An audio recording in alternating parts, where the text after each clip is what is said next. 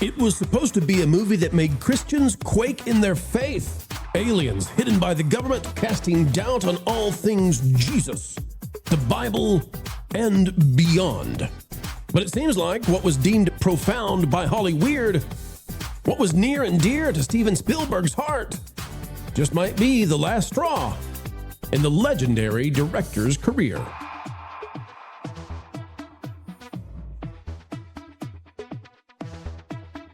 Hello, folks. Welcome back. It's a joy as ever. We continue to endeavor to explain entertainment, and we are here gathered together as you click that like button to talk about the end of Steven Spielberg. It brings me no joy, folks. It brings me no joy to talk about this. He's had such an amazing run and one of the greatest directors of all time. But I'm going to show you today why this anti-faith film may be the nail in the coffin for a career that is amazing. All right, let's go to the video first. Here's Steven Spielberg. Here's how they set up this Disclosure Day movie that is not going to make payday. It is not going to do well. And Hollywood should be, I think, questioning whether they ever do an anti-faith film again after this one.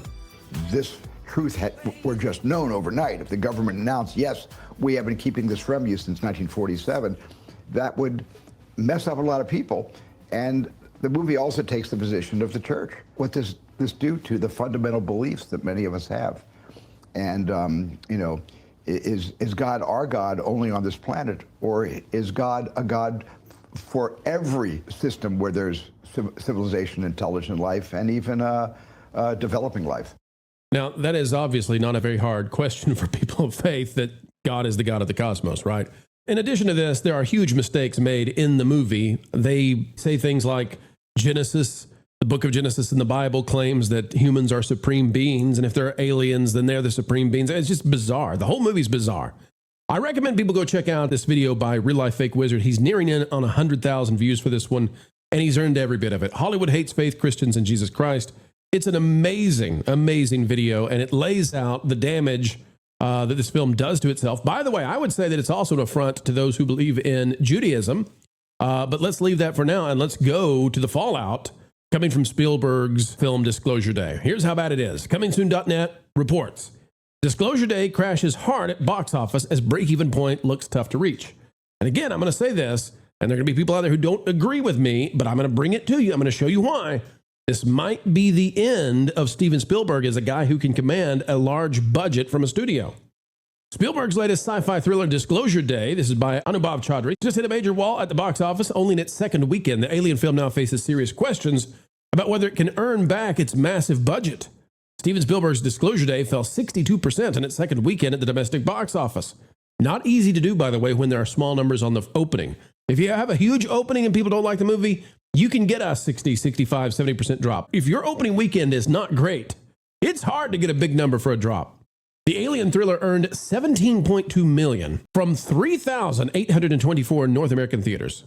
This is why they're angry. This is why the cinema owners are furious, and I'll explain. Of course, that's coming to us from Forbes. That frame pushes the film's 10-day domestic tally to roughly $78.3 million after its $44.5 million opening. Now, here's why. Folks, 3,824 is just about as big a rollout as you could have, especially when you consider that Toy Story 5 has 4,400 screens. So basically, there are two movies playing on almost every screen across the US of A. So for this film to only make $17.2 million and get a 62% drop, I'll guarantee you that Universal sold the cinemas on this by saying, it's a Spielberg, you're gonna want it. We're gonna get a contractual obligation from you for so many screens for 2 weeks. You're gonna want a Spielberg in the summer. When's the last time we did a Spielberg in the summer? Because globally, Disclosure Day has collected $160 million so far, split between $78.3 million domestic and $82.2 million international. All right, break even remains an uphill battle for the sci-fi title. A reported $115 million production budget places the global break-even threshold between $287 and $300 million. Universal also allocated $80 million towards marketing, further raising the financial bar for profitability. I just need to give an applause. I mean, serious, I'm for real about this. Listen, how long have we been working hard here on YouTube? How long has Valiant Renegade been doing what he's doing? Trying to get the media to report these numbers accurately, and ComingSoon.net has done so. Kudos to to comingsoon.net. This is exactly right. Video after video we do. And I always say, no, this is not true. No, this is right. They got it right. If it's a $115 million production budget, okay, and if the distributor gets half of that back, half of the money they make at the box office back, they get half back because some goes to taxes, some goes to the theater, okay, so about 50% comes back to the distributor. If it's a $115 million production budget, that means the break even would be $230. But correctly understood by comingsoon.net, there's also marketing, $80 million in marketing. Now, do I think it might be a little bit higher on the break even threshold because of the marketing? Yes, but that's a perfectly fine number. 287 to 300 is perfectly, I don't disagree with that. I think it might be a little higher, might be about 315, but that's fine. This is the accurate reporting. It's happening, ladies and gentlemen. It's happening, and kudos to the website. All right.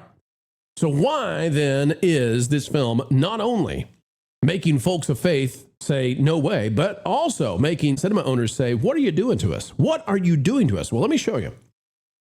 And Spielberg's career might be just about done. Disclosure Day has made $160 million at the worldwide box office. But here's what you need to see. If we click on box office here on the numbers, all right, we're going to go to weekend box office performance, and we're going to look at this gross for the second weekend. But in particular, what we want to see is it's in 3,824 theaters. How much is it making per theater? Per theater, it's making $4,446. Okay? Now, let me pull this up real quick. If we go to Toy Story 5, give me just a second, folks. I'll pull it up. If we go to Toy Story 5 and do the same thing, okay, we're going to talk about the opportunity cost here. All right, Toy Story 5 is on 4,425 theaters. It's making $36,000 per theater, which is, by the way, insane. $36,000. Now, what does that mean? What does that mean? And by the way, we should probably be looking at the per day, but right now, let's look at the per theater, per weekend. Okay? 36,000. That means these theaters are likely selling out. So here's the thing. If theaters were stuck with a contractual obligation to keep Spielberg stuff on, they're making $4,000 off of Spielberg for the weekend. Or if they could have more theaters, $36,000 per theater. Holy schmolies. 9 times more money being made in theaters that had Toy Story 5 than Disclosure Day. But likely a contractual obligation that held these theaters, forced these cinemas to still show Disclosure Day and get hosed in the process and not have enough seats for Toy Story 5. That's why this film has people angry. Now, let's talk about the end of Spielberg, perhaps. Spielberg, I don't know, is he about 80 years old, something like that? I believe he is, about 80. And everybody has to hang it up. And I've said before, Spielberg is one of my favorites. He's also one of my least favorites. Spielberg, I love the film Bridge of Spies. It's my favorite film of all time. Spielberg movie, right? It's kind of odd, too. Spielberg made it. Tom Hanks is in it. And I'm not necessarily a fan of either of those guys in terms of their personal and political beliefs. But it's the greatest film I've ever seen. I love Bridge of Spies. At the same time, Spielberg released Artificial Intelligence back in 2001. I hated it. I think it's the worst film I've ever seen. I mean, it's worse than Garbage Pail Kids. It's worse than Rainbow Bride and the Star Stealer. It is awful. I cannot stand Artificial Intelligence, the movie. But Spielberg has reached the point now where he is no longer economically viable. Here's why. Let's talk about his last 3 films. West Side Story, which brought you Rachel Zegler and put her on the big stage, and boy, that didn't go well, eh? Worldwide box office, $76 million total. What was the budget on West Side Story? Production budget was $100 million. I'll bet you the marketing was $100 million, and that means this had a $400 million break even. It got $76 million. That's a horrible flop. That's a horrible flop with no assistance coming from DVD or Blu-ray, of course. What about the next year? How did Spielberg do? The Fabelmans, which, by the way, put Spielberg in semi-retirement. We haven't seen Spielberg in 4 years in terms of making a movie. $43 million at the worldwide box office. And you might say, well, I never even heard of this movie. This must be a film that was limited release. It just must be. There's no way. I've never even heard of it. Come on down with me. Theater counts. It had 4 opening theaters, but it had 2,000 theaters. 1,962 was the number of theaters it went to. An average 7 weeks in the theaters. Ouch. Ouch. 40 million production budget. 43 million box office. All right, let's run the numbers again. If it had a production budget of 40 million, and let's say it had an advertising of 25, that would put it at 65. 130 million is what it needed to break even, and it made 43. We go to the box office, though, if you want to see why theaters might be hesitant to support this thing. Ignore when it only had 4 theaters. We got to go down to where it actually had theaters to show. 638 theaters, 973. It topped out at 1,100. But it won't. No, in January they gave it almost 2,000 theaters. How much was it making at 2,000 theaters? $376 per screen per an entire weekend. Which means if we go down, by the way, and look at the days, you can see it was making 114, 142. It's not enough to keep the projector light bulb on. Now, when it was only on 4 theaters, that average count changes. But then after that, 638, you can see it drop down to just very, very, very low numbers. Horrifically low numbers, I would say. Again, 274, 373, 317, 292. Now, what that means is that theaters were actually losing money by having this thing on. They were actually losing money. Fabelmans. And so that put Spielberg in a 4-year semi-retirement. But his big comeback, and maybe it was supposed to be his magnum opus, Disclosure Day. Making 160, break even of 300, likely to come about $100 million short.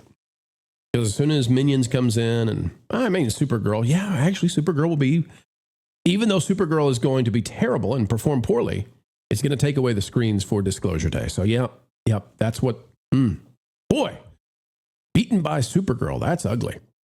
So Spielberg, 3 in a row. West Side Story brings us Rachel Zegler. It's a flop. Then he goes to The Fabelmans. It's a flop. Then he goes to Disclosure Day. Mega flop. And now, folks, not everybody's going to be excited to say, you know, Spielberg, you've got a legacy, so we're just going to give you free money. We're just going to give you that free money. I don't think so. And so I do worry that Spielberg is pretty much done unless he wants to do an artsy-fartsy, little bitty, very few screen release. He could do some of that stuff. But in terms of blockbusters, in terms of being given a big budget, I don't think so anymore. It's a sad way for Spielberg to go out, but, so many go this way. It's often a whimper, right? It's MJ with the Wizards. Who knew? All right, ladies and gentlemen, you tell us now. Have you seen Disclosure Day? Did you find it to be anti-faith? Did you find it to be offensive? And don't forget, what did I say? Go on over to Real Life Fake Wizard and check out that video he's got. It does a tremendous job of explaining why those who believe in Judaism or Christianity, I think, are going to be highly offended by the film, and he does an excellent job of laying the case out before you. All right, the case for us right now is we need you to click that like button, drop a comment down below, let us know your thoughts, and ladies and gentlemen, until the next time, we have the honor, the pleasure, and the privilege of spending time together. Keep learning, keep growing, and as always, keep having fun.